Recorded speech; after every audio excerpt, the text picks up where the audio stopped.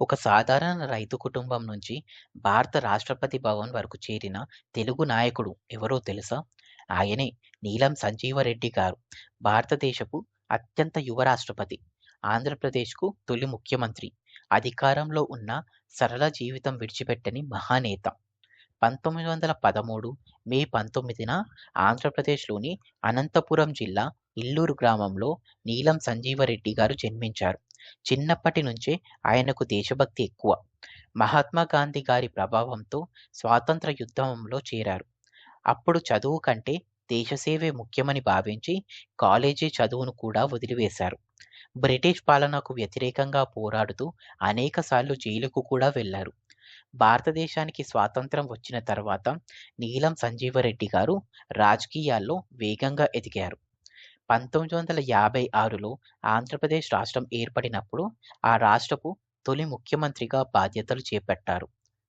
అప్పుడు ఆయన వయసు చాలా తక్కువ. అందుకే యువ నాయకుడిగా దేశవ్యాప్తంగా గుర్తింపు పొందారు. రైతుల అభివృద్ధి, నీటి ప్రాజెక్టులు, గ్రామీణ అభివృద్ధి కోసం అనేక కార్యక్రమాలు ప్రారంభించారు. సాధారణ తెల్ల ఖద్దరు దస్తులు, సాధారణ జీవితం ఇదే ఆయన ప్రత్యేకత. నీలం సంజీవరెడ్డి గారు లోక్సభ స్పీకర్‌గా కూడా పనిచేశారు. ఆయన నిజాయితీ, క్రమశిక్షణ చూసి అందరూ గౌరవించేవారు.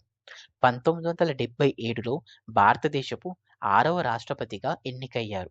అత్యంత ముఖ్యమైన విషయం ఏమిటంటే భారత చరిత్రలో ఎటువంటి పోటీ లేకుండా ఏకగ్రీవంగా ఎన్నికైన ఏకైక రాష్ట్రపతి ఆయనే. అంతటి గౌరవం సంపాదించడానికి కారణం ఆయన వ్యక్తిత్వం. రాష్ట్రపతి అయిన తర్వాత కూడా ఆయనలో ఎలాంటి అహంకారం కనిపించలేదు. అత్యంత సాధారణంగా ఉండేవాడు.